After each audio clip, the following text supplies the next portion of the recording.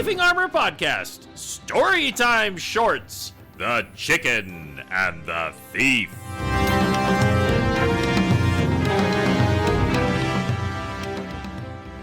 It's warm dusk in Zintel Keep, and inside a lavish manse in the noble quarter, if you squint in the heat haze, a figure can be seen climbing in through a high window.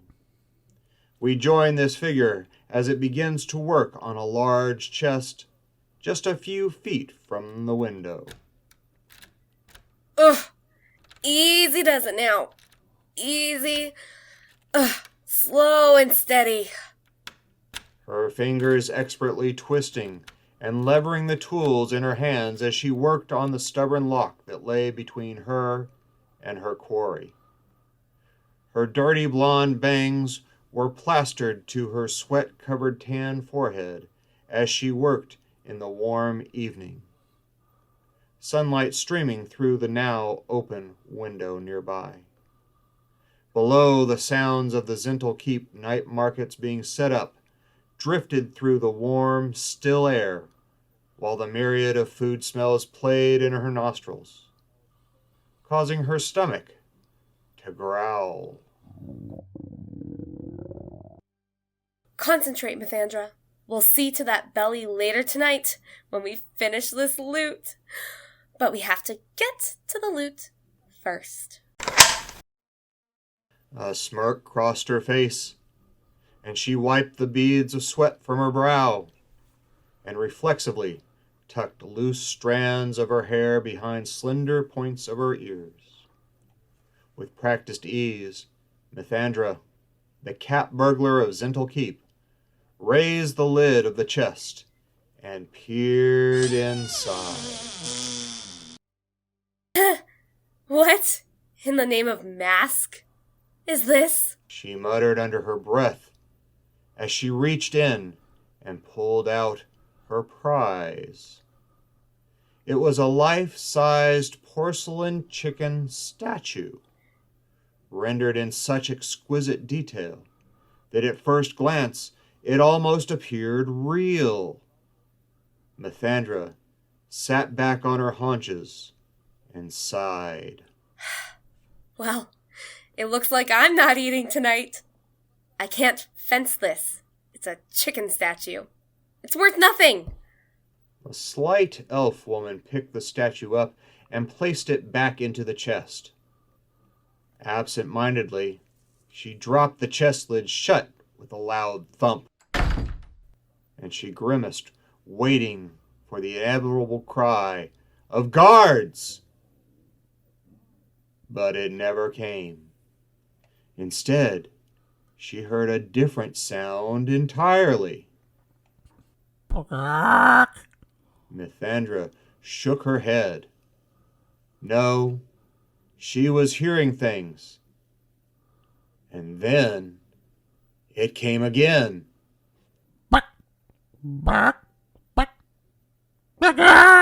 No, it was definitely real, and it was loud. Against her better judgment, and slightly panicking, she wrenched the chest lid open again. Inside stood a very real and very angry-looking chicken. The feathered beast leapt from the container, flapping furiously and screeching, its talons digging deep into her arms as she tried to protect her face. After a moment of trying to brush the bird off her, Mithandra suddenly remembered it was just a chicken, and she snatched it by the neck, and with skill from her childhood on the farm, snapped its neck and tossed it back in the chest, closing the lid and relocking it. Wasting no more time, she quickly exited the window and left the manse. And as she climbed back down to the street-level alleyway below, she slapped her own forehead. You stupid girl. You could have eaten the chicken. She drew her cloak over her head despite the evening heat, and made her way back to her hideout, a small squat in the slums on the other side of this horrible town. Later that night, As Mithandra lay on her blanket-covered pile of straw, she tossed and turned. In her dreams, she was being chased by a giant chicken, while the whole town laughed at her. All through the streets of Zental Keep, she ran. All the while, the raucous cackles of the chicken followed her wherever she went. The elf woman sat bolt upright. A scream lodged in her throat as the memory of the nightmare stayed with her.